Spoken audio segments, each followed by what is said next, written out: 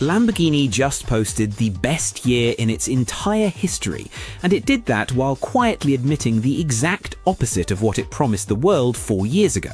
Not a stumble, not a rough quarter, a record-breaking, champagne-popping, best numbers ever kind of year, delivered in the same breath as a confession that the electric future it swore was coming has been pushed past the end of this decade. Here's the number that explains why this matters. In 2025, Lamborghini delivered 10,747 cars and pulled in close to $3.7 billion in revenue, both records, both all-time highs for a brand that sells fewer cars in a full year than a mainstream automaker moves in a single week. And that milestone landed during a stretch when tariffs alone reportedly cost the global auto industry more than $35 billion, a backdrop that should have made this the year Lamborghini quietly underperformed and blamed the macro environment. Instead, it broke every internal record it has, and in that same reporting window, the car meant to prove Lamborghini could go fully electric got quietly walked back into something else entirely. This is the story of how the loudest electric promise in the supercar world turned into the industry's biggest tell, and why what Lamborghini just confirmed for 2026 should make you rethink everything you assumed about where this market is actually heading. To understand how strange this moment is, you need to understand what Lamborghini swore to the world back in 2021. That year, under its Direction a Cortori strategy, Lamborghini committed to electrifying its entire lineup by the middle of this decade, with a fully electric fourth model, codenamed the Lanzador, arriving as the brand's first ever EV. This wasn't a side project buried in a footnote of an annual report. This was Lamborghini standing on stage in front of the entire automotive press, declaring that the loudest, most gasoline-soaked brand on the planet was going to prove electrification and raw emotion weren't opposites. The Lanzador concept debuted to genuine excitement, and for good reason. It looked like nothing else in the lineup, a 2+2 electric Grand Tourer with a raised stance somewhere between a coupe and a crossover, built specifically to argue that 4 doors worth of practicality and 0 tailpipe emissions didn't have to mean giving up what makes a Lamborghini feel like a Lamborghini. Enthusiast press treated it as proof the brand was serious. This wasn't a compliance car, it was positioned as the future flagship of an entirely electrified range. Then reality showed up, and this is where the story actually starts to unravel. By February of this year, Lamborghini's own CEO, Stefan Winkelmann, was calling electric vehicle development an expensive hobby, and stating flatly that demand for that kind of product among Lamborghini's actual customer base was, in his words, close to zero. Think about what that sentence does. This isn't an analyst outside the company speculating about slowing EV demand from a spreadsheet. This is the man running the brand, on the record, telling the industry that the customers writing 7-figure checks for Lamborghinis simply are not asking for an electric one. Not now, maybe not for years. That is about as close as a CEO of a company this size ever gets to publicly admitting a flagship strategy misjudged its own audience. Here's the kicker. Winkelmann later tried to soften those comments, telling reporters they were, quote, a bit taken out of context. But the walkback only went so far. The actual confirmed timeline he gave for Lamborghini's first fully electric model is now, in his own words, for sure after 2030. Read that again. A company that once had a public electrification target for the middle of this decade just pushed its first EV to sometime in the next decade, with no fixed date attached to it at all. That is not a delay measured in months, that is an entire additional product cycle, the kind of timeline shift that would have been unthinkable to say out loud back when the Lanzador first rolled onto a stage under bright lights and applause. And the Lanzador itself, the car that was supposed to be proof this could work, didn't survive the reversal in its original form either. Instead of launching as Lamborghini's debut EV, the concept is now evolving into a plug-in hybrid, reportedly positioned as a potential replacement direction for the Urus lineup rather than the fully electric halo car it was unveiled as. The car built to prove Lamborghini could go electric is, at least for now, not going electric. And yet, buried in the same earnings language, stage, Lamborghini was careful to say the new hybrid direction reinforces what it called a long-term industrial vision focused on sustainable value creation without compromising the future development of a fully electric model. That is a company trying to have it both ways in public. Officially, the electric dream is still alive somewhere down the road. Practically every near-term product decision just moved further away from it. So here's the question worth sitting with. How does a brand post record revenue and record deliveries in the exact same year it quietly shelves its own electric promise? The answer is almost uncomfortable in how simple it is. Lamborghini's customers never asked for the transition in the first place. The entire electrification push wasn't built from the ground up on customer demand. It was built to get ahead of regulatory pressure and industry momentum. The same pressure that pushed Porsche, another Volkswagen Group brand, into betting its own infrastructure on an aggressive EV timeline that blew out spectacularly in its face just months earlier, wiping out the majority of its automotive division's operating profit in a single year and forcing out its own CEO in the process. Lamborghini watched that happen in real time from inside the same parent company, sharing supply chains, sharing platform investment decisions, sharing the same corporate pressure to hit group-wide electrification targets, and adjusted course before it repeated the mistake at full scale. That is the part that should genuinely concern every other manufacturer watching this unfold. Two brands under the same parent company, both making aggressive public electrification promises within roughly the same window, and both now walking those promises back. One after a financial collapse serious enough to trigger thousands of job cuts and a full leadership change, and one before it even got there. Lamborghini didn't have to gut itself to learn this lesson. It got to watch its own sister brand do that first, absorb the damage, rebuild the strategy from scratch under a new CEO, and Lamborghini simply adjusted its own plan before the same mistake reached its balance sheet. Here's why this matters, even if you will never come close to affording a Lamborghini. This brand exists at the absolute top of the market, completely insulated from the pricing pressure, the fleet sales, and the lease-driven volume games that mainstream automakers depend on to hit their numbers.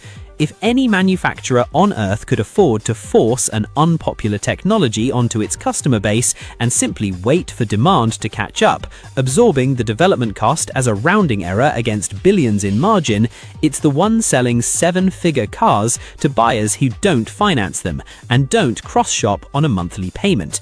And even that brand just looked at the actual appetite for electric performance cars among its own customers and concluded the smarter move was to wait. That is not a company reacting to a slowdown out of financial necessity, the way Porsche was ultimately forced to. That is a company with more pricing power than almost anyone in this industry, choosing patience over ideology. And that distinction should worry every executive who bet their volume brand's entire strategy on a hard EV deadline set years in advance of knowing whether the customer would actually show up. Now here's where it gets interesting, because instead of retreating into caution, Lamborghini is doing the opposite. It's leaning harder into what actually generated the record year in the first place. The company has confirmed 4 new models arriving across 2026, each one a derivative of the current 3-model lineup, rather than an entirely new nameplate, rolled out at some of the most prestigious automotive events on the calendar. The first lands in May at a dedicated event in Imola. The second debuts at the Goodwood Festival of Speed in July. The third arrives at the Pebble Beach Concours in August, reportedly including a more exclusive, limited-run creation in the spirit of last year's Phenomeno, the kind of ultra-limited, no-expense-spared special that exists purely to remind the market what the brand is capable of when margin isn't the primary constraint. And the fourth caps the year at Art Basel in Miami in December, a venue choice that says as much about who Lamborghini thinks its buyer is as any spec sheet could. Read between the lines on what that rollout actually represents. Lamborghini isn't chasing headline-grabbing new technology to stay relevant. It's squeezing every possible variant, every open-top version, every performance-focused trim out of the platforms it already has. The same playbook that produced cars like the Huracan Starato, the Aventador SVJ, and the Urus Performante in prior cycles, each of which sold to buyers who already had a Lamborghini and simply wanted a sharper, more specialized version of it. Reports point towards likely candidates, including open-top versions of the current Temerario and Revolto, meaning Lamborghini's big 2026 news cycle may largely consist of removing roofs from cars it already builds and charging accordingly. That is not the strategy of a company scrambling to catch up to a shifting market. That is the strategy of a company that just had its best year ever, doubling down on exactly what got it there, betting that variety within a proven formula outperforms a risky leap into something unproven.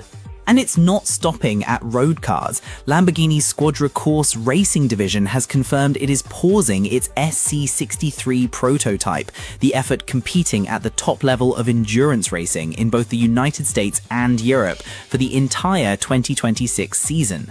The brand is explicitly refocusing that investment toward its GT3 platform and Super Trofeo series instead, betting on the categories where more of its actual production-adjacent cars compete, rather than the prototype program that demanded the heaviest technological investment with the least direct connection back to what customers can actually buy. Lamborghini had been the only manufacturer building its LMDH prototype around a Ligier chassis, while every other brand entering that category in the same window chose to partner with Oreca or Dallara instead, the more established suppliers already serving multiple manufacturers. Even Lamborghini's former factory partner in that program, Iron Lynx, has since moved on to run Mercedes-AMG's factory GT3 effort.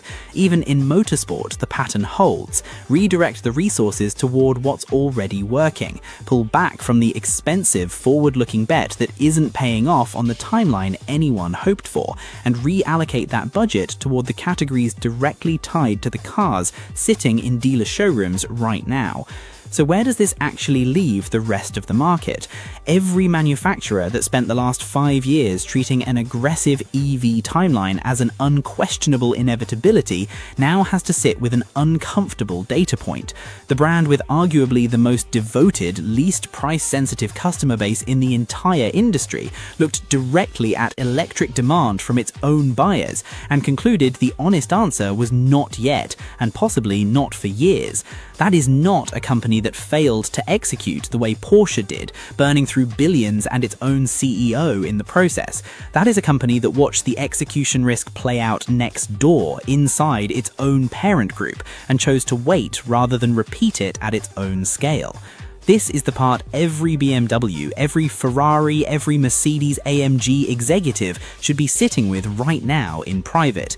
If Lamborghini, sitting on record revenue, record deliveries, and a customer base that could absorb almost any price premium without blinking, still concluded the demand simply isn't there yet, what does that say about the manufacturers building electric vehicles for buyers who actually do care about the price tag on the window sticker?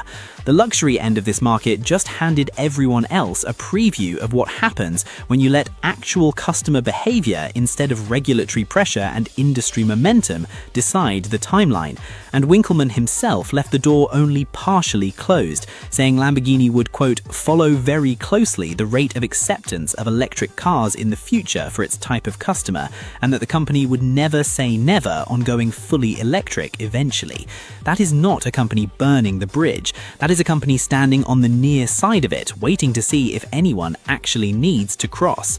So here's where this lands. Lamborghini didn't blow up because a strategy failed publicly and expensively the way it did at Porsche. It blew up the assumption everyone else in the industry was quietly building their entire roadmap around. The assumption that electrification was simply inevitable on a fixed schedule, regardless of what customers actually wanted. Record numbers, a shelved EV target pushed past 2030, a hybrid stand-in where the electric flagship used to be, a racing program pulled back to protect the budget lines that actually matter, and 4 gasoline and hybrid-powered derivatives rolling out across the most prestigious stages in the automotive calendar. That is not a company retreating. That is a company that ran the experiment, watched a sister brand suffer the consequences of moving too fast, and chose to let its own record-breaking year do the talking instead. Now I want to hear from you. Do you think Lamborghini is making the smart, patient call here? Or do you think this is just delaying an inevitable transition it will eventually be forced into anyway? Drop your take in the comments, because some of the best breakdowns on this channel start with what you bring to the conversation.